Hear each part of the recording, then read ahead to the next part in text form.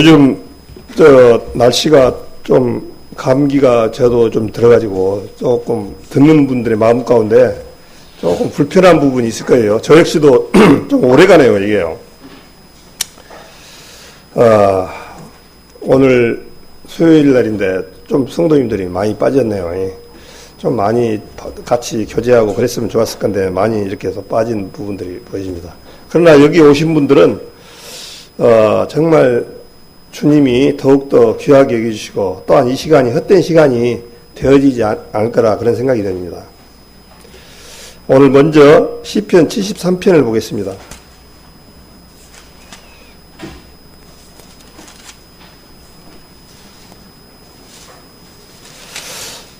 시편 73편 1절부터 7절까지 같이 한 목소리 읽겠습니다. 시편 73편 1절부터 7절까지. 하나님이 참으로 이스라엘 중 마음이 정결한 자에게 성을 행하시나 나는 그의 실족할 뻔하였고 내 걸음이 미끄러질 뻔하였으니 이는 내가 악인의 형통함을 보고 오만한 자를 지시하였음이로다. 저희는 죽는 때에도 고통이 없고 그 힘이 건강하며 타인과 같은 고난이 없고 타인과 같은 재앙도 없나니 그러므로 교만이 저희 먹거리요 강포가 저희 입는 옷이며 살찜으로 저희 눈이 솟아나며 저희 소독의 마음의 소음보다 진하며. 여기까지만 읽겠습니다. 시편 73편은 구역예배에서도 말씀을 나눴던 내용입니다. 우리가 하나님을 섬기고 오늘 저녁에 여기 와서 어떤 마음으로 오시고 또한 우리가 지금 살아가는데 왜 하나님을 섬겨야 되고 하나님 앞에 구원을 받아야 하는가를 우리는 깊이 현실을 직시해야 됩니다. 근데 이 세상에 이 종교행위라고 한 부분들이 있습니다. 종교행위는 종교생활, 어떤 신을 만들어 놓고 자기 유리한 대로 만들어 놓고 섬기는 것이 종교생활입니다. 그런데 이 세상에 우리가 섬기는 하나님은 유일신입니다. 유일신. 우리가 만들어서 섬기는 신이 아니라 이 세상을 창조하시고 이 세상을 지금 이 순간까지 부족함이 없이 채워줘 가시는 그런 능력이 많으신 하나님이라는 사실이에요. 그래서 우리 인간들이 하나님을 알기 전에는 어떤 사람이냐면은 하나님 앞에 대적자였고 하나님 앞에 멸망을 갈 수밖에 없는 비참한 인생이었다는 것을 알았어요. 우리 인생이 어디서 왔다가 어디로 가는지도 모르고 살아왔어요. 그런데 어느 날 이제 하나님의 말씀을, 전도의 말씀을 듣고 깨닫고 보니까 우리가 처해 있는 위치가 멸망으로 가고 있었다는 것을 알고 있었습니다. 근데 그 멸망이라는 부분은 그냥 어떤 꿈속에서 일어나는 그런 얘기가 아니라 참이었다는 거죠. 팩트였다는 사실이죠. 그래서 우리 한번 생각해 보십시오. 우리의 연수가 70이요 강건하면 80이라도 수가 슬픈 뿐인데 신속히 가니 이 말씀이 얼마나 우리 마음을 때리는지 몰라요. 10편 90편 말씀처럼. 지금 우리 광영 성도님들 연세 나이차도 있지만은 젊은 층에서는 우리 은경이 자매가 제일 어린 것 같은데 오늘 저녁 여기에서는 저기에서 우리 어르신 정현수 어르신까지 이렇게 왔을 때 나이가 제가 생각할 때는 엄청나게 이렇게 오랜 시간 같은데 눈 깜빡할 사이에 왔다. 나는 그렇게 감히 말씀을 드리고 싶어요. 뒤돌아보면 우리 정현수 어르신도 청년 때 20대 청년 힘쓰고 팔팔할 때도 있었고 저도 마찬가지에 있었습니다. 그런데 어느 순간 지금 이스라엘 보니까 나이가 무지하게 많이 먹었어요. 지금 어르신도 그러고 저희도 너무너무 이 세월이 빨리 지나갑니다. 이거 너무나 얼마나 빨리 지나가는지 몰라요. 그런데 왜 우리가 죽어야 되는가 하는 걸 알아야 되잖아요. 이 세상 사람들은 왜 어떻게 우리 인생이 와서 어디로 가고 왜 죽어야 하는지도 모르고 살아가는 거예요. 그래서 우리 하나님을 모르는 사람을 뭐라고 하면 짐승과 같다고 그랬거든요. 짐승은 뭐라고 하냐면 잡혀 죽기 위하여 이성 없는 짐승과 같아서 그렇게 말씀이 되어 있죠. 짐승은 돼지를 애 키웁니까?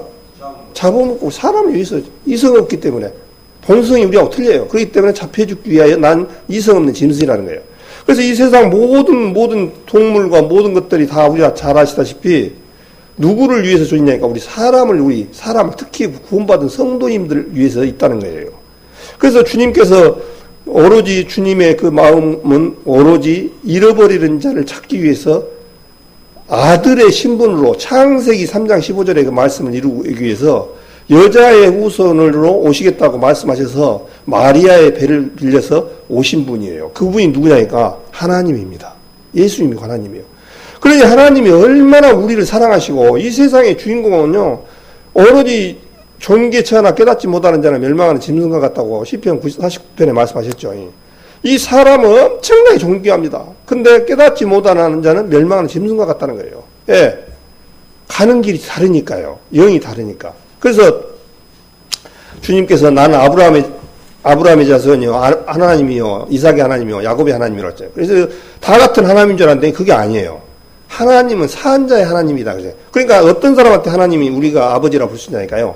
거듭난 사람만이, 새로 거듭난 사람만이 하나님을 아버지라 부를 수 있는 특권이 있는 거예요. 아무나 이거 거듭나지 못한 상태에서 아버지 어쩌고 얼마나 360일 빌어봤자요. 아무 소용이 없어요.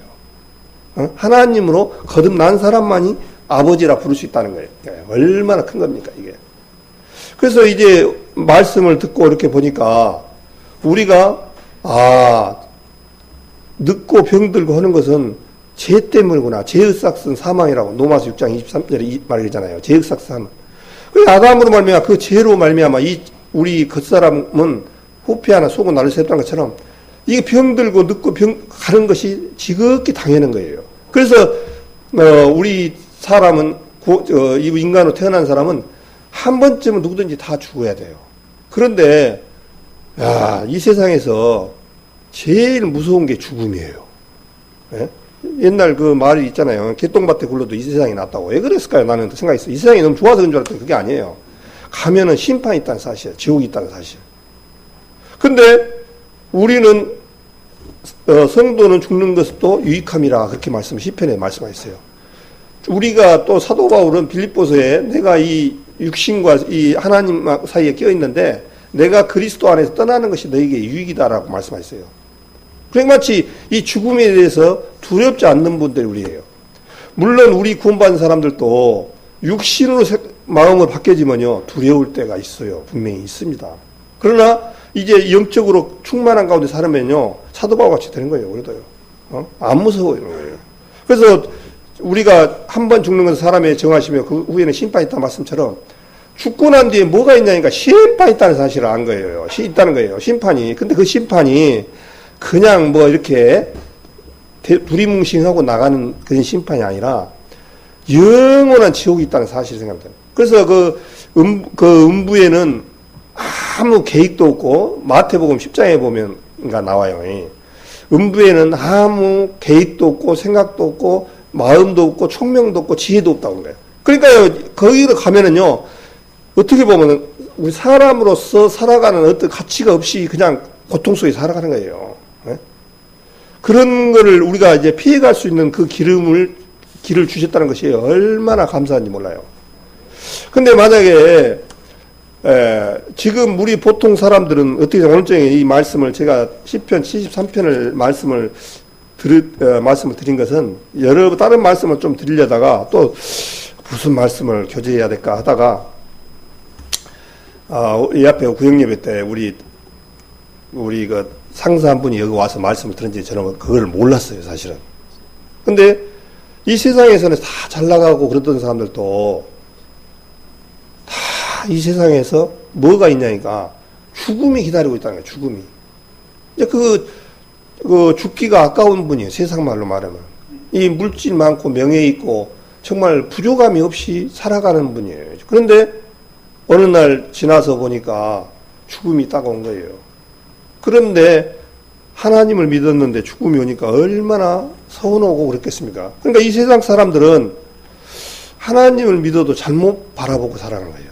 하나님을 믿는 것이 어떤 상태로 오냐면 기복신앙적인 것이 굉장히 많아요. 기복적인 신앙이에요. 기복신이라는 게 뭐라겠습니까? 이 세상에 살아가면서 이 세상에서 복을 이 세상에서 받아보려고 살아가는 사람들이 기복신앙적이에요. 근데 주님은 주시고자 하는 것은 어떤 것을 주시려고 하냐니까 이 세상 가운데서 물질이나 명예나 모든 것 이걸 주님께서 주시고자 하는 것이 아니에요. 예수님이 오신 목적은 그 목적이 아니단 말입니다. 근데 우리 사람들은 이 세상 가운데서 뭘 바라보냐니까 예수님 믿으면 만사형통, 자식도 잘 되고 건강하고 아주 이 세상에서 아주 그야말로 부족함이 없이. 그런데 이것은 만약에 오늘 저녁에 우리 성도님들 로또가 돼가지고 한 20억씩 됐다 합시다. 오늘 12시 정각으로 땡 하면 죽는다 그러면은 그걸 선택하렵니까?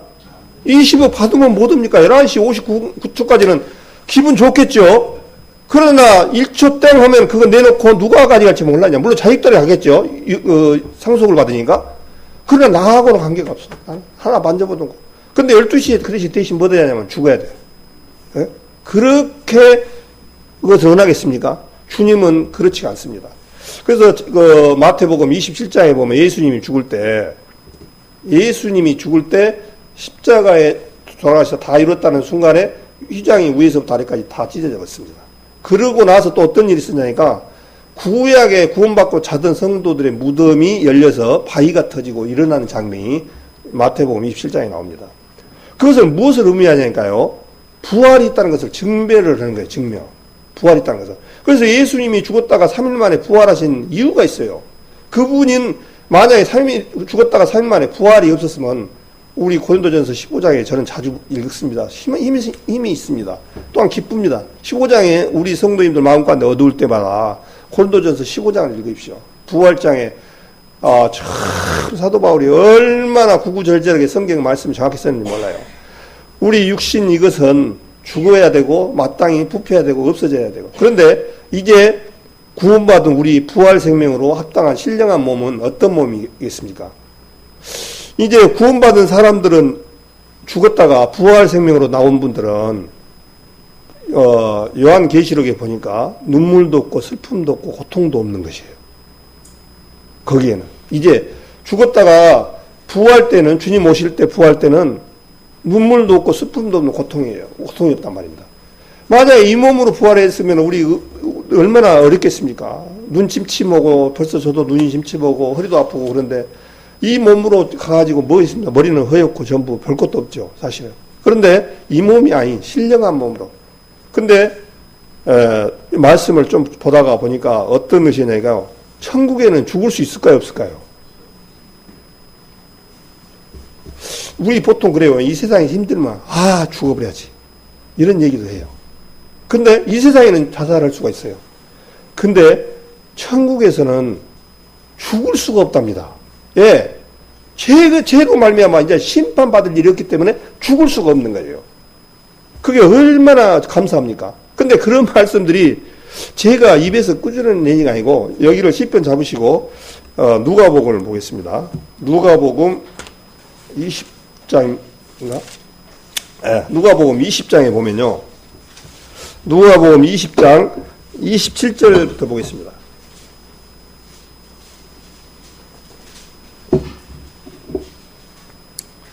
누가복음 20장 27절부터 보면은 이스라엘에게 계대 혼인법이라 해가지고 신명기 25장 5절 내용이 지금 부활이 없다 증거하는 사두개인들에게 와서 어떤들이 와서 물어가로되 28절에 선생님이여 모세가 우리에게 써주기를 사람의 형이 만일 아내를 두고 자식이 없이 죽거든 그 동생이 그 아내를 취하여 형을 위하여 후사를 세울지니라 하였나이다.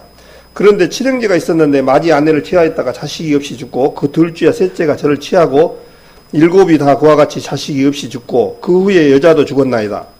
일곱이 다 저를 아내로 취하였으니 부활 때 그 중에 네 아내가 되리까 예수께서 이르시되 이 세상의 자녀들은 장가도 가고 시집도 가되 저 세상에는 어떤 세상입니까?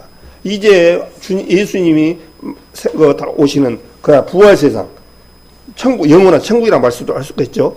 저 세상과 미 죽은 자 가운데서 부활함을 얻기에 합당히 여김을 입은 자들은 장가가고 시집가는 일이 없으며 저희는 다시 죽을 수도 없나니 이는 천사와 동등이요 부활의 자녀로서 하나님의 자녀임이니라 그렇게 되어 있습니다. 그러니까 지금 예수님 당시 이 땅에 부활이 없다고 주장하는 사람들한테 지금 얘기를 와서 사두개인들이 그런 부활을 없다고 주장하지 않습니까? 근데 예수님을 시험하는 거예요. 근데 예수님이 너희가 쭉 말씀하시면서 얘기를 하는 거예요. 이 얘기를 쭉 해주시는 거예요. 마태복음에는 너희가 하나님의 능력도 오해하였도다 그렇게 말씀해요. 그러니까 하나님의 능력을 사람의 수준으로 생각하니까 오해를 했다. 그렇게 그런 말씀도 있어요. 마태복음에는. 근데 누가복음 입장에는 뭐냐니까 또 마태복음에는 죽을 수도 없나니 천사와 동등이요. 죽을 수도 없다 그 말씀이 없더라고요. 근데 여기에는 뭐라면 저희는 다시 죽을 수도 없나니 이는 천사와 동등이요.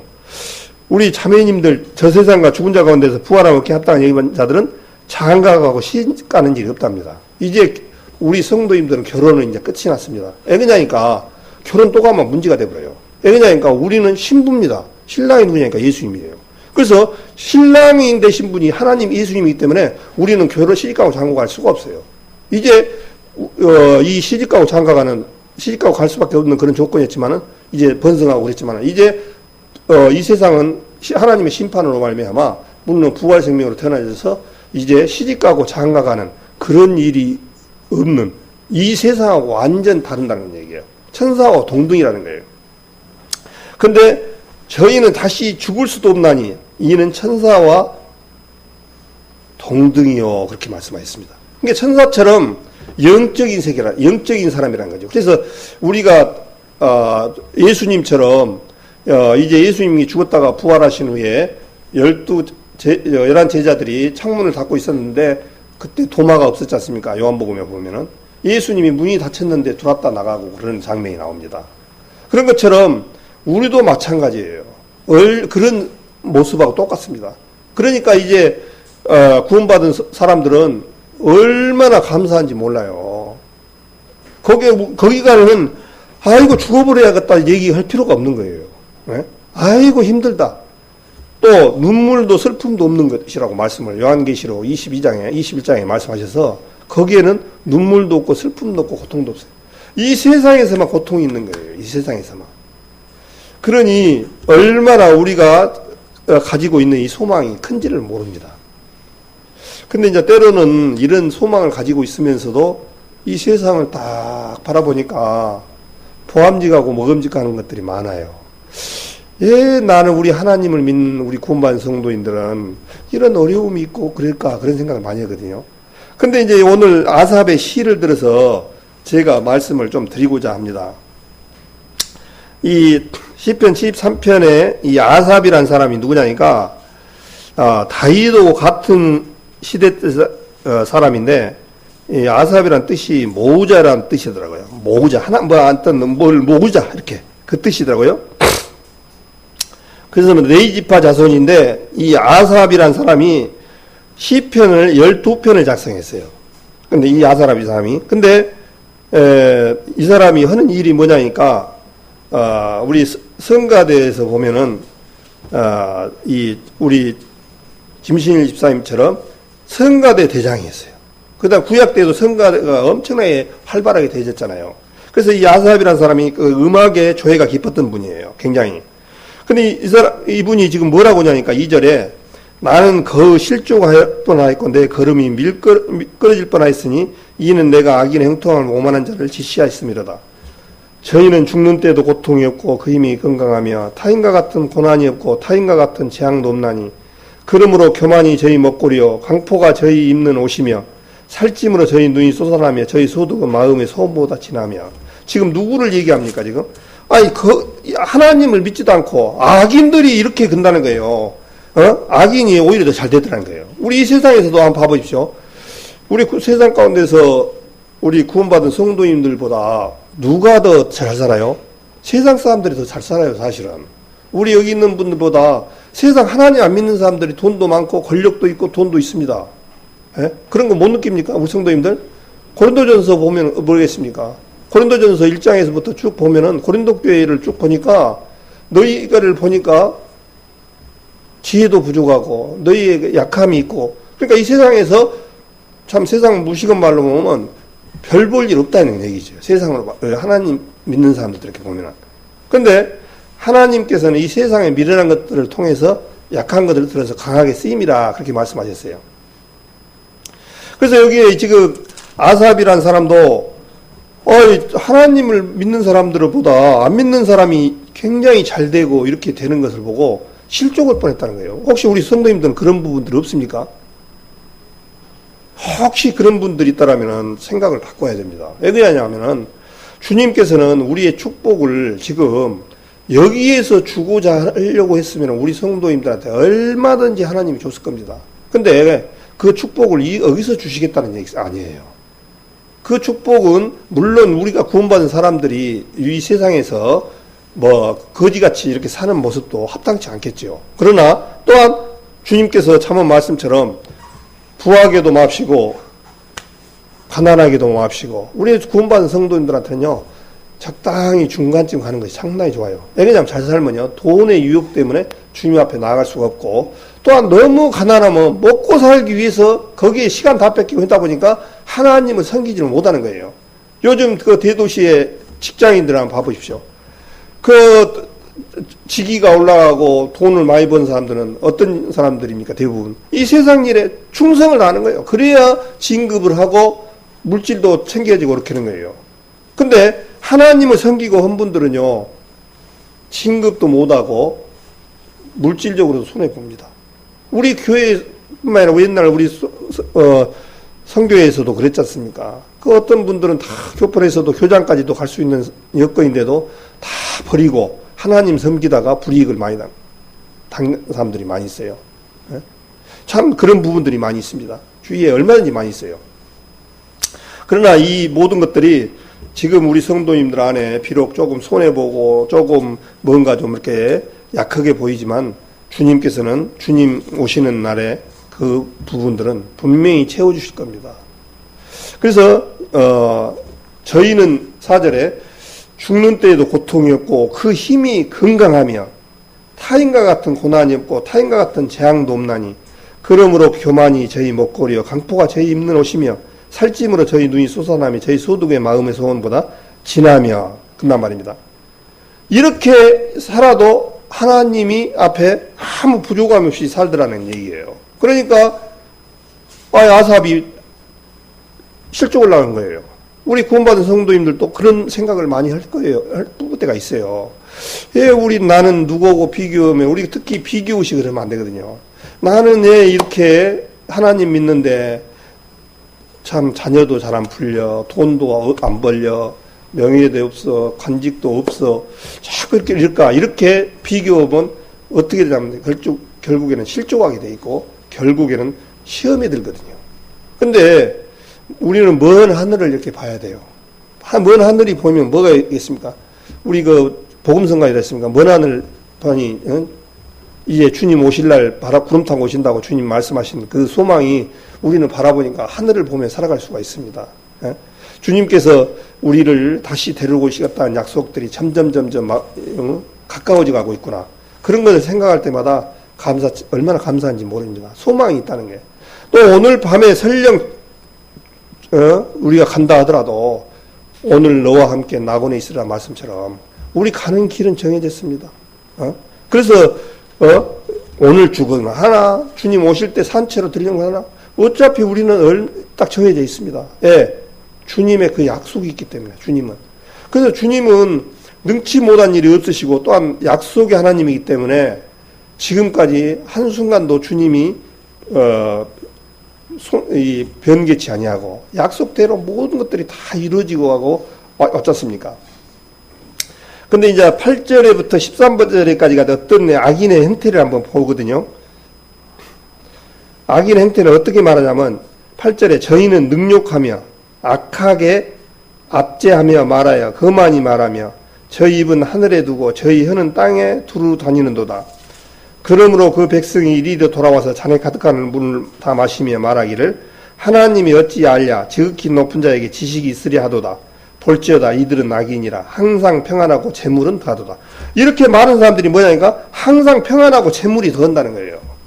그 악인들은 뭐냐면 하나님 가득한 물을 마시면서 말하기를 하나님이 어찌 알랴 지극히 높은 자에게 지식이 있으랴 하도다 한 거예요. 얼마나 어리석겠습니까? 우리 하늘을 한 번씩 이렇게 날씨가 좋으면은 한번 보면서 살아가면 좋을 것 같아요. 근데 이 광야인 지역이 제철소나 환경이 나쁘다 보니까 별을 잘 못 봐요. 근데 조금만 이렇게 나라에서도 산악적으로 이렇게 벗어나서 보면요. 하늘의 무별을 한번 봐보십시오. 무별을 보면서 창세기 15장의 그 말씀이 기억이 납니다. 무별을 셀 수 있나 봐라. 얼마나, 근데 이 시편 말씀에, 147편인가 말씀에 그 많은 무별이 다 이름이 있다는 거예요. 이름을 정해놨다는 거예요. 근데 저는 몰라요. 그 이름이 뭔지. 얼마나 주님은 대단하십니까? 그 별이, 셀 수가 없는 그 별이 전부 이름이 있다는 거예요. 이름이. 예? 참 대단하신 거예요. 그런 불을 가지고 하나님이 보시랴, 지식이 있으랴, 이렇게 하는 거예요. 얼마나 우리 인생이 어리석은지를, 생각해 보면 참. 그러면서 이제, 17절에, 이렇게 어려운 부분을 이제 실족하려고 딱 했는데, 마음 가운데 이제 딱 떠오르 계신 거예요, 하나님이. 그래서 17절에 하나님의 성소에 들어갈 때야 저희의 결국을 내가 깨달았나이다. 성소가 뭡니까? 우리 죄인이 죄를 지을 때, 우리 의인들이, 죄를 지었을 때 양이나 염소를 잡아서 드렸던, 죄를 사했던 데가 성소지 않습니까? 그럼 성소를 왜 갑니까? 죄 때문에, 죄를 안 드리면 지옥 간다는 걸 알기 때문에 양이나 염소를 들여서 드렸던 거예요. 또 마찬가지예요. 그 성소라는 부분들을 이제 교회라고 생각해 보고 알 수 있겠죠. 우리가 교회를 온 목적이 뭐겠습니까? 우리 교회는 에클레시아, 하나님의 이 세상에서 악한 무리에서 건져냈다는 뜻의 아클레시아에서 다른 무리에서 이 무리로 끌어낸 것을 에클레시아라고 그러잖아요. 교회라고 하잖아요. 예. 그래서 교회의 일원이 될 수 있는 조건이 뭐냐니까 이 사단의 권세에서 꺼낸 분이 하나님인데, 예수님인데, 예수님으로 말미암아 거듭난 자만이 교회의 일원이 될 수가 있는 거예요. 그래서 예배를 봐도 거듭난 사람이 보는 것이 참된 예배지, 거듭나지 않는 사람이 예배 보러 가자, 그것은 예배가 아니에요. 관계가 없어요. 꼭 옆집 지나가는 아저씨 보고 아버지 한 거하고 똑같아요. 우리 예를 들어서 예배 끝나고 가서 어떤 사람도 가는데 아버지, 삼촌 해보면 뭐라고 했어요? 저 돈 사람 아닌가? 그게 아닐 겁니까? 그런데 우리 자녀들이 와갖고 아버지 하는 것은 당연하잖아요. 우리도 마찬가지예요. 아버지 하나님이라고 부를 수 있는 조건은 내가 어떤 육신적으로 뭘 잘해서 무엇을 11조를 들여서 돈을 물질적으로 들여서 이렇게 되어진 것이 아니라 거듭난 자만이 하나님하고 관계가 이루어진 자만이 아버지라 부를 수 있는 그 특권이 있거든요. 그래서 이 세상에는 많은 교회가 있고 많은 하나님을 믿는 사람들이 있습니다. 그런데 문제는 정말 하나님 앞에 거듭나지 않는 분들은 교회의 일원이 될 수가 없습니다. 세상 구성은 될 수가 있겠죠. 그러나 하나님의 백성과 하나님의 자녀는 될 수가 없다는 사실이에요. 그래서 우리는 하나님의 어떻든 간에 하나님의 은혜로 거듭나서 정말 자녀로 됐다는 사실을 얻는 것이 얼마나 큽니다. 그래서 이제 성소에 들어갈 때야 저희의 결국을 깨닫나이다. 주께서 참으로 저희를 미끄러운 것에 두시며 파멸에 되니 저희가 어찌 그리 졸지에 항폐되었는가 놀람으로 전멸하였나이다. 전멸이라는 게 멸망시켰다는 그 얘기죠. 이제 성소에 들어갈 때 보니까 이제 깨달아진 거예요. 이 아삽이라는 사람이 이제야 깨달은 거예요. 그 전까지는 실족을 뻔했는데. 근데 이러한 일들이 아삽이라는 사람만 그런 것이 아니라 욥기 21장을 한번 볼까요? 욥기 쭉 다 읽어보면 좋은데 시간 관계상 욥기 21장을 한번 보겠습니다.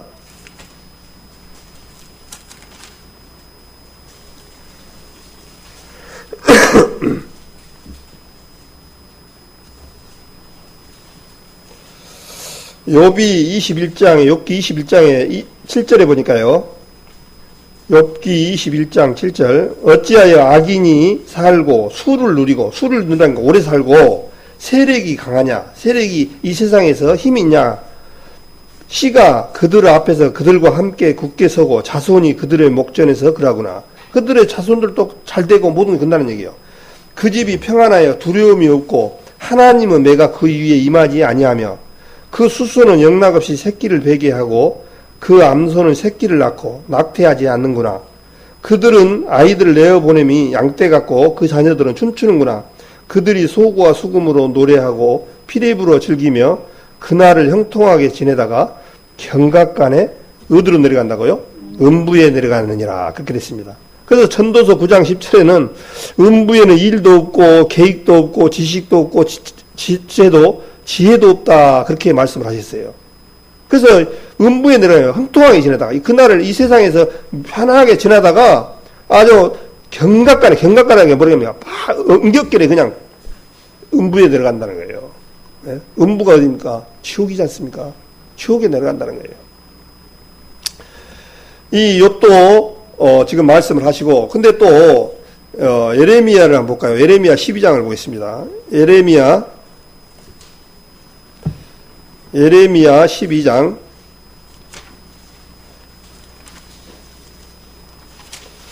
예레미야 12장이 1069쪽입니다. 구약. 페이지 못 찾으신 분은 페이지 수를 찾으시고, 예레미야 12장 1절 제가 읽겠습니다. 여호와여, 내가 주와 쟁변할 때에는 주는 의로우시니이다. 그러나 내가 주께 질문하옵나니 악한 자의 길이 형통하며 패역한 자가 다 알라가본 무슨 영혼이니까. 이렇게 예레미야도 또 질문을 하는 거예요. 하나님 앞에. 이런 그 구약의 선진들도 이런 우리와 똑같은 생각을 가지고 있었던 부분들이 많은 것 같아요. 보통 사람들이 이 세상에 하나님을 섬기는 사람들이 그런 거예요. 우리 그런 소리 많이 들으잖아요. 친척들은 하나님 안 믿는 사람들이 우리 하나님 믿는 사람들이 병에 질거나 어려운 부분으로 인해서 죽거나 암으로 죽거나 다치거나 하면 그래요. 너희 하나님 믿는 사람도 병 걸리냐? 교통사고 나냐? 이렇게 말한 거예요. 그러니까 이 지금 주님이 주시고자 하는 핀도하고 그 사람, 우리 세상 사람들이 바라보는 핀도하고 맞아요, 안 맞아요? 안 맞잖아요, 전혀.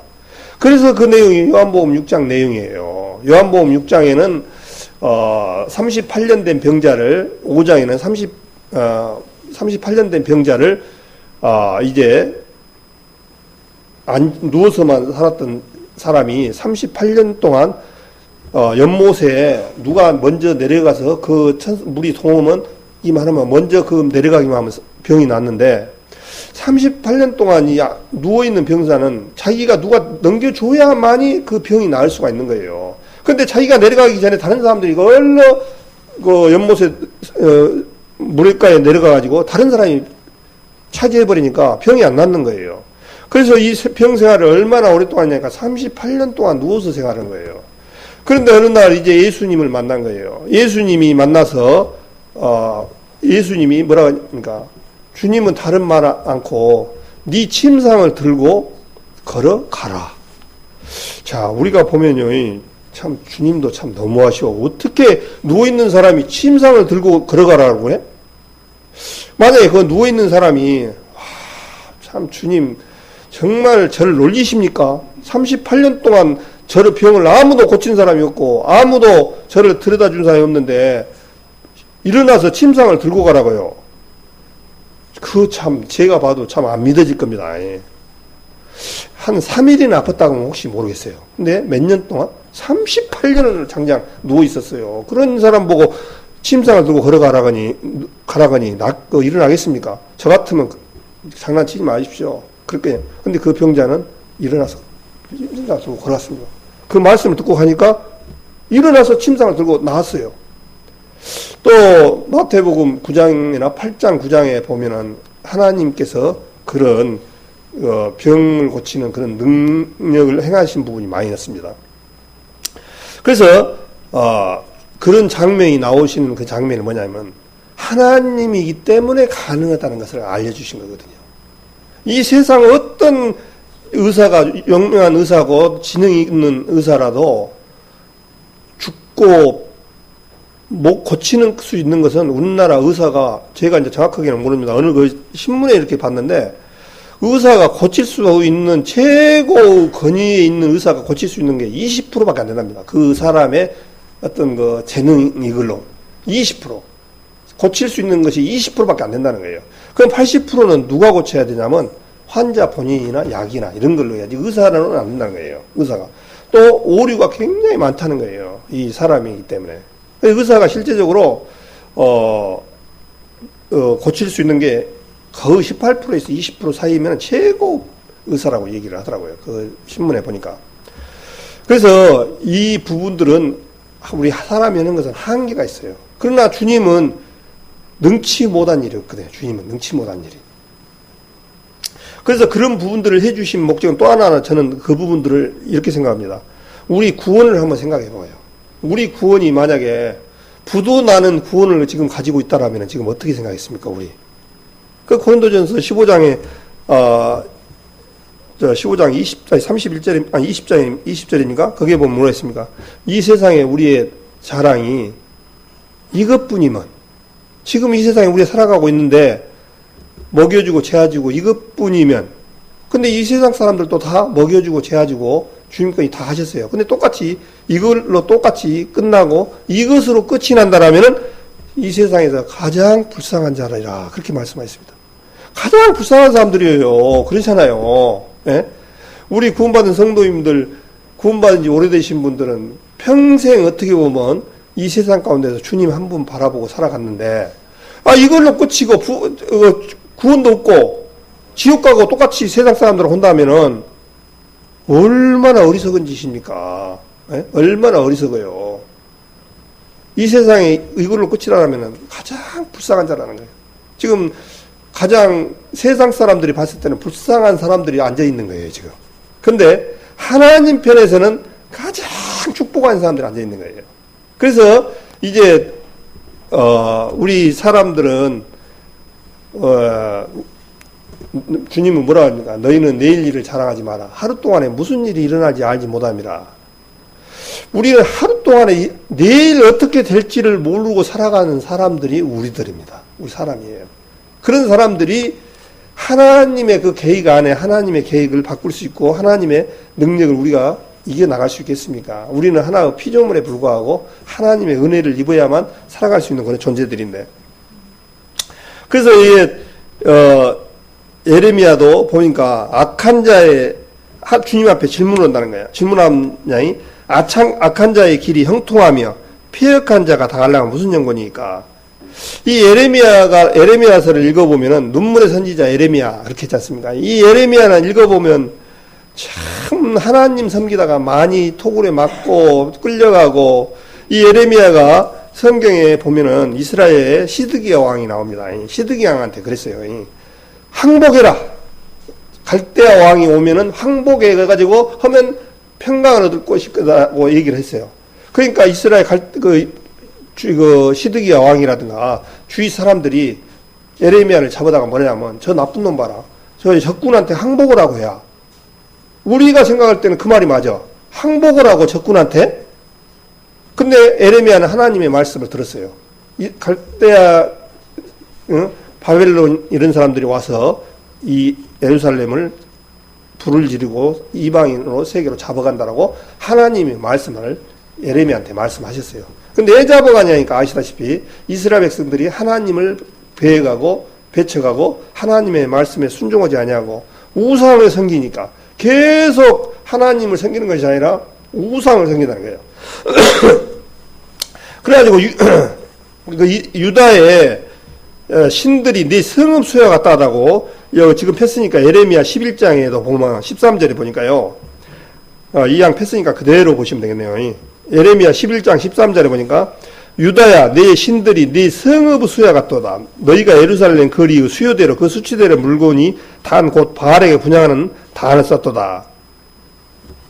그러므로 너는 이 백성을 위하여 기도하지 말라. 그들을 위하여 부르짖거나 구하지 말라. 그들이 그 고뇌를 인하여 내게 부르짖을 때 내가 그들을 듣지 아니하리라. 주님께서 에레미야에 말씀하셨어요.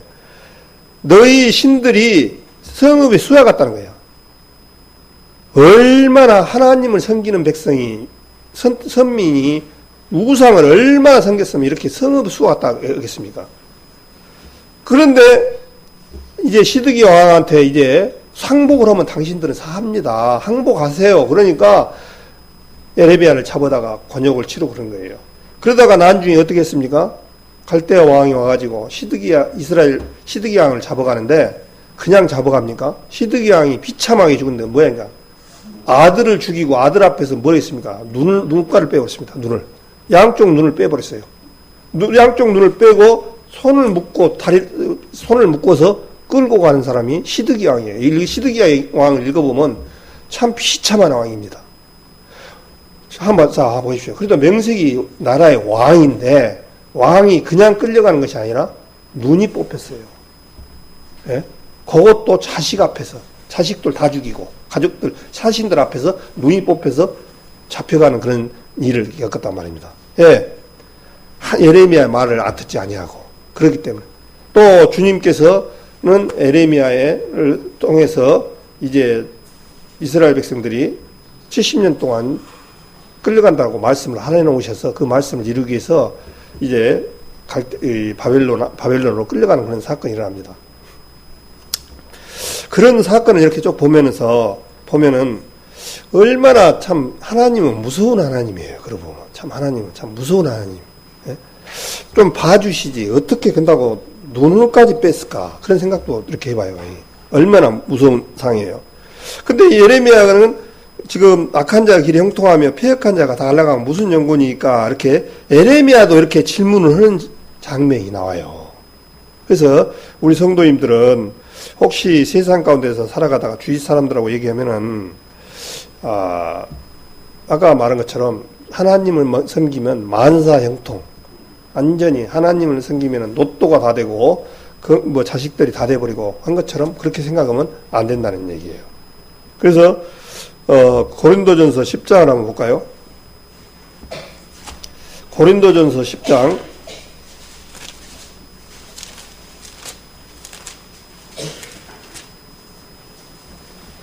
고린도전서 10장을 보니까요. 10장 13절에 사람이 감당할 시험 밖에는 너희에게 당한 것이 없나니 오직 하나님은 미쁘사 너희가 감당치 못할 시험당을 허락지 아니하시고 시험당할 즈음에 또한 피할 길을 내사 너희로 능히 감당하게 하시느니라. 여기 13절에 보니까 사람이 감당할 시험 밖에는 너희에게 당한 것이 없나니 그렇게 말씀하셔서 이 감당 시험이 이 세상 사람들이나 우리 구원받은 사람이나 모두가 공통적으로 오는 시험이라는 거예요. 이게요. 그러니까 우리 구원받은 성도님들은 저도 감기 걸렸습니다만은 다른 사람이 그럴 거 아니에요. 구원받은 사람도 감기 걸리냐? 또 세상 사람들은 자기들은 감기 안 걸리냐? 똑같다는 거예요. 우리 맹장 구원받은 사람이라고 해서 맹장이 안 오고 또 허리가 안 아프고 눈병이 안 걸리고 그런 게 아니라는 얘기예요. 동일해요. 그런 부분들은 실제로 그래요. 그래서 주님이 주시고자 하는 그 목적은 그런 게 아니다는 거예요. 그래서 우리 사도 바울을 우리 신약의 이방인의 사도로 오신 사도 바울은 사도 바울의 발자취를 보면은 사도행전 1장부터 9장부터 이제 사도 바울의 그 행적이 나오지 않습니까? 사도행전. 그 사도행전을 쭉 읽어보면은 사도 바울은 하나님 편에서는 행복했지만 육신을 삶을 했을 때는 행복했던가요?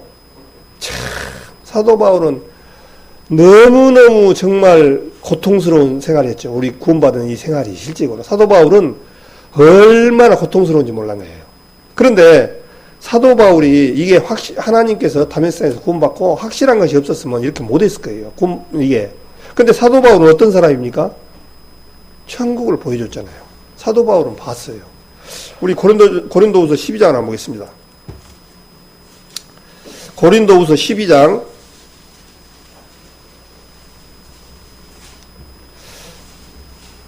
고린도후서 12장에 보니까요. 조금만 읽겠습니다.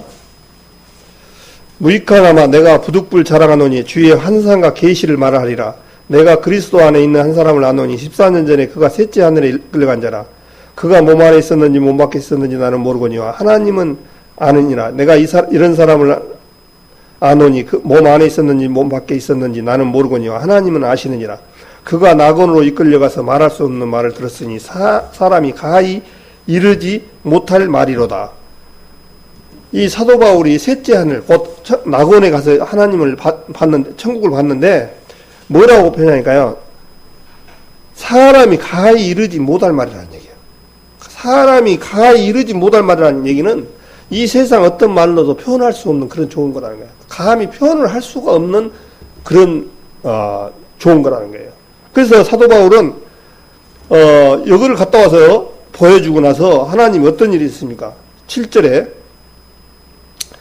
여러 계시를 받은 것이 지극히 크므로 너무 자고하지 않게 하시려고 내 육체의 가시 곧 사단의 사자를 주셨으니 이는 나를 쳐서 너무 자고하지 않게 하려 하심이니라. 이것이 내게서 떠나기 위하여 내가 3번 주께 간구하였더니 내게 이르기를 내 은혜가 내게 족하도다. 이는 내 능력이 약한 데서 온전하여짐이라 하신지라. 그렇게 했습니다. 사단에게 가시를 줬다는 얘기는 병을 줬다는 거예요. 사도 바울에게 낙원으로 끌려가서 낙원을 보여주었는데 얼마나 그것이 크고 그런지 사도 바울 안에 이제 주님께서는 뭘 줬냐니까 가시를 줬다는 거예요. 사도 바울이. 근데 이 가시가 보통 가시가 아니에요. 사도 바울도 얼마나 힘들었는지 이것이 내게서 떠나기 위하여 내가 3번이나 주께를 간구했다는 거예요. 이 고통을 벗어나게 해주십시오. 근데 주님이 뭐라 했습니까? 9절에 내게 이르시기를 내 은혜가 내게 족하다. 이는 내 능력이 약한 데서 온전하여짐이나 하신지라. 그렇게 됐습니다. 만약에 사도 바울이 천국을 봤다고 목에 힘주고 이렇게 다녔으면은 하나님보다는 이제 잘못하면 사도 바울이 우상화가 될 거예요. 잘못하면. 근데 주님은 사도 바울의 가시를 줘서 완전히 고통스럽고 하나님만 믿고 하나님만 의지할 수 있는 그런 성도로 만들어 놨어요. 그래서 사도 바울은 고통 속에서 이제 복음을 전하는 거예요. 그것이 뭐겠습니까? 나로는 내 능력이 약한 데서 온전하지는 얘기는 뭔 얘기입니까? 내 능력, 사도 바울 같은 경우는요, 엄청난 지식과 학문과 또한 그야말로 가발리의 문화에서 사도 바울처럼 많은 지식과 학문을 가지고 있는 분이 없었던 사람이에요. 그런데 이제 천국을 보여주고 나서는 몸이 약해져서 하나님만 지탱하고 살아갈 수밖에 없고 하나님 앞에 기도하고 하나님만 의지할 수 없는 부분으로 만들어놨어요. 근데 그것이 곧 약할 때 강함이라는 거예요. 왜 그러겠습니까? 약하고 했을 때 누가 나오니까 그 주님의 능력이 나오는 거예요. 우리 구원받은 성도님들 안에도 마찬가지라고 생각이 돼요. 내가 지식을 요만치 알아, 내가 성경을 많이 알아 이런 사람들에게는 성령의 능력이 안 나옵니다. 그건 틀림없습니다. 주님하고 의지하고 주님 앞에 붙들렸을 때만이 주님께서 능력을 행하시는 거예요. 또 우리 복음 전할 때도 마찬가지예요. 그래서 저는 어떤 것을 다다듬고 이런 것도 중요하지만 하나님을 의지하고 나가는 것이 가장 중요하다고 생각됩니다. 고린도전서 1장 하나 볼까요? 고린도전서 보면 사도 바울이 복음을 전할 때 어떻게 전했는가를 2장에 보면 나와요.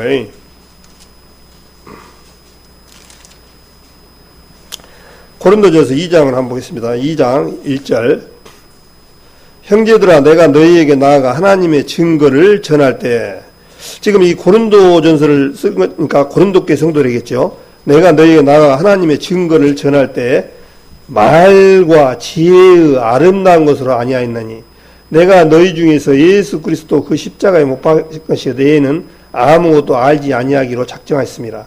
내가 너희 가운데 거할 때 약하며 두려워함이 심히 떨었더라. 사도 바울이 하나님의 말씀을 전하는데 왜 이렇게 떨었을까요? 그거 나오잖아요. 3절에 4절에 내 말과 내 전도함이 지혜의 권하는 말로 하지 아니하고 다만 성령의 나타남과 능력으로 하여 너희 믿음이 사람의 지혜에 있지 아니하고 다만 하나님의 능력에 있게 하려 하였노라. 사도 바울이 고린도교에 복음을 전할 때 굉장히 두려워 떨었다는 거예요. 왜 그러냐니까 자기 지혜의 사도 바울의 지식의 그 지혜의 말로 사람을 하나님 앞에 말씀을 통해서 하나님의 능력을 힘지 아니하고 자기 능력을 힘입어서 할까봐 힘이 떨었다는 거예요. 그래서 우리가 구원받는 것은요, 하나님 앞에 구원을 받는다는 것은 성령께서 도와주시지만 않으면 절대로 안 되는 거예요. 그래서 고린도전서 6장에도 보면 내가 복음 전할 때 듣고 너희를 도왔다 그랬잖아요. 그래서 보혜사 성령이 도와주셔야만이 하나님의 말씀이 들어가는 거예요. 이 성경 말씀을 아무리 이 세상 학문을 많고 지혜가 똑똑하고 능력이 된 사람도 이 하나님의 말씀은요 깨달지 못하게 되어 있습니다. 비밀이. 한번 생각해 보십시오. 예수님이 이 성경 안에서 붙여보니까 여자의 후손으로 오셔가지고 여자의 마리아의 배를 빌려서 오셔가지고 이분이 우리의 죄악을 사했다라고 말씀을 하시고 또한 기적과 이적을 해낸 부분들이 우리 사람으로는 할 수 없는 그런 부분들을 하신 분이에요. 근데 이런 부분들이 믿어지겠냐고요. 또 마찬가지예요. 우리 부활 때 또 우리 마찬가지 휴거 때도 마찬가지입니다. 우리가 휴거를 이제 공중들림이라고 그러는데 공중에 이제 주님 오시는 날 우리 몸이 공중에 들림을 받는데 이거를 정상적인 하나님의 성령으로 생각하지 아니하고 육신으로 생각하면은 믿어지겠습니까? 아, 정말 정신 나간 사람들이다. 지금 시대가 어느 때인데 지금 휴거가 된다고 해요. 물론 많은 사람들이 휴거 부도를 내버렸습니다만은 하나님은 그러나 어쩌나 다시 오시겠다고 말씀하셨고 하나님은 이런 것들은 식은 죽 먹기입니다. 이런 부분들은 정말 믿기 어려워요. 이 세상 지혜로는 어려운 거예요. 또 그런데 세상 지혜가 또 다 만사 형통된 것만 아니에요. 우리가 잘 아시다시피 요즘 그 진화론하고 창조론하고 지금 굉장히 맞습니다. 이 앞 그 어떤 장관이고 창조과학회 출신 그분이 어떻게 좀 나는 그분이 됐었으면 좋겠더만은 참 어떻게 뜻이 있는지 몰라도 그분이 참 낙마 비슷하게 했어요. 어떤 정치적인 얘기는 아닌데 창조과학회 소속이에요. 그분이. 근데 그분은 물었을 때 청문회에서 물었을 때 6,000년의 역사라고 자기가 얘기를 했습니다.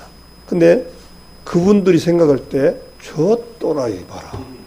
지금 지구가 생긴 지가 뭐 7억 몇 년만 년, 70억 년 이렇게 말하는 게 지금 우리 학문입니다. 70억 년 이것이 증거가 있습니까? 모르니까 가정이거든요. 가설. 근데 우리 성경은 하나님이 주신 말씀은 예수님의 족보라든가 누가복음이나 마태복음의 족보를 통해서 계산이 정확합니다. 실제적으로 우리 성도님들 여기 계시지만 우리 다 다릅니다. 족보가 성실하기 때문에. 저 같은 경우에는 저희 집 족보는 쳐다보지도 않습니다. 왜 그러냐니까 이것이 완전한 족보가 안 되기 때문에 얼마 안 올라가요. 저희 아버님, 할아버지, 증조, 고조, 고고조 쭉 올라가면요 없어요. 몰라요. 그런 족보, 이 족보는 한계가 돼 있어요. 이 세상에서 유일한 이 세상의 창조의 족보는 성경에서 얘는 없어요. 그러니까 모르니까 우리 조상은 당군이다 해가지고 당군 신화를 믿지 않습니까? 우리가 당군이 신화란 게 뭐겠습니까? 신이 아닌 것을 만들어서 섬기는 것이 신화예요. 없는 것을 있는 것처럼 만드는 것이 신화예요. 그래서 신화라고 붙인 거예요. 당군 신화. 그래서 곰이 참 그 굴 속에서 뭐 쑥을 먹고 어떻게 돼서 뭐 어떻게 됐다. 얼마나 어리석습니까? 네? 어떻게 곰이 우리 조상이 될 수 있어요? 근데 만약에 곰이 우리 조상이면 지금 조상님들을 지금 창경원에다 지금 동물소에다 지금 가둬놔갖고 오늘 불효를 저지르고 있습니다. 지금 대한민국 사람들은 엄청나게 지금 불효를 거두고 있어요. 우리 조상 대대로 신인 대신 곰을 갖다가 가둬갖고 지금 돈이나 받고 있으니 이런 불효가 어디 있습니까? 이런 신을 섬기고 살아간 사람들이 지금 현실을 많은 학문을 쌓았던 지식인들이에요. 그러니 6,000년의 역사라니까 70억 년 어쩌고 하는데 6,000년의 역사라니까 저 좀 무식한 말로 말하면 좀 부족한 사람 안 그렇겠습니까?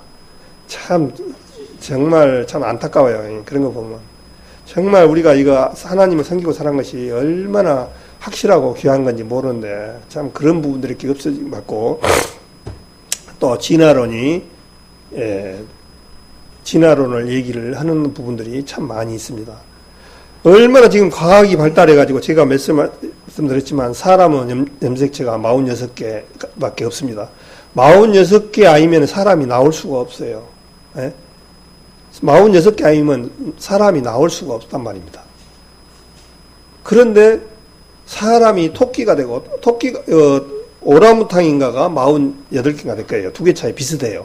우리 사람하고 형태가. 그러다 보니까 그렇게 되는데 실제적으로 사람은 46개 염색체 가진 것은 사람밖에 태어날 수밖에 없습니다. 우리가 한번 생각해 보십시오. 어떻게 콩 심은 데 콩 나고 팥 심은 데 팥 난다. 우리 조상님들의 그야말로 정말 그 명언 같은 얘기를 했는데도 듣지를 않고, 뭐 아베바에서 의류에서 뭐 새에서 뭐 짐승, 포유류에서 뭐 원숭이에서 사람. 이게 가능하겠습니까? 얼마나 어리석은 의식이에요. 근데 그게 지금 현실에 통하고 있단 말입니다. 지금도. 그래 얼마나 참 안타까워요. 그러니까 정말 우리 성도님들은 확실하게 가져야 돼. 이 세상 지혜로는 하나님을 알지 못한다고 했어요. 그래서 전도에 미련한 것을 통해서 하나님의 말씀을 전해요. 그게 전도밖에 할 수 없는 거예요. 그래서 사도 바울처럼 사도 바울은 지식이 정말 많은데도 하나님을 전할 때 심히 두렵고 떨었다는 거예요. 심히 떨었다. 얼마나 떨었겠습니까? 사도 바울은 지식이 많기 때문에 자기 지혜로 하나님을 전하질까 봐 두려웠다는 거예요. 그래서 우리 성도님들도 어떤 나는 말씀을 전할 때 지식이 없어 그렇게 하면 안 됩니다. 예수님만 증거하셔도 복음이 들어갑니다. 그 믿음을 가져야 돼요. 무엇을 보여주고 무엇을 하는 것보다 주님이 나한테 내가 알고 있는 그 부분을 가르쳐 주셔서 전하면 잘해져요. 저희 부모님 같은 경우도 정말 글도 모르고 학문이라고는 정말 배워본 적이 없어요. 한 번밖에 몰라요. 그런데 이제 마지막 때 예수님 얘기를 하니까 비록 그분이 많은 지혜는 없지만은 받아들이는 거예요. 원래 순수한 거예요. 우리 사람들은. 그래서 우리가 정말 이 하나님 앞에 섬기고 있는 우리가 있는 부분들은 이 세상에서 복받고 그런 신앙이 아니라 하나님 앞에 우리가 진정한 복은 거듭나고 하나님의 백성으로 태어나는 것이 가장 귀하다는 사실을 오늘 적에 말씀을 드리고 싶습니다.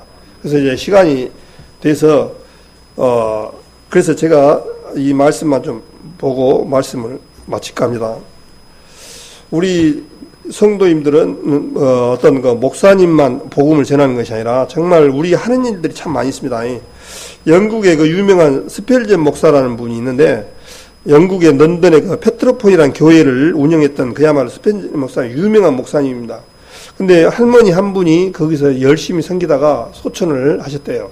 근데 그 장례식을 치른데 이 스펠전 목사가 그렇게 그 할머니를 붙들고 관을 붙들고 막 울더래요. 왜냐니까 자기가 소속돼 있는 교회에서 가장 훌륭한 전도자였다 그렇게 말을 한대요. 그 할머니를. 왜 그러냐니까 그 할머니는 오로지 집에 가면 예배를 끝나고 나면 초신자가 딱 오면은 오늘 만약에 20명이 왔다. 그럼 20명의 명단을 딱 적어갖고 갖고 그분들 구원 받을 때까지 기도한다는 거예요. 집에 가가지고 한 사람 한 사람. 근데 그거를 이 스펠전 목사는 이제 안 거예요. 그 할머니는 하는 것이 없어. 오로지 그 신자 막 온 교회 성도들을 위해서 기도만 해주신다는 거예요. 했다는 거예요. 평생을. 근데 그 스펠전 목사는 그 할머니를 가장 훌륭한 나의 동역자였다. 응? 말 그대로 하나님이 이러는데 같이 했다. 그렇게 얘기하는 거예요. 그러니까 어떤 그 전도사 그 스펠전 밑에서 쌓았던 그 목사라든가 이런 사람들보다 그 할머니 믿음을 더 귀하게 여겼던 거예요. 그래서 우리 성도님들은 다 어떤 말씀을 많이 알아가지고 앞에서 일하는 그런 부분들이 중요한 것이 아니라 정말 내 맡은 부분들을 가지고 주님 앞에 간절히 기도하고 정말 그런 부분들이 필요하다 하는 생각이 되어집니다.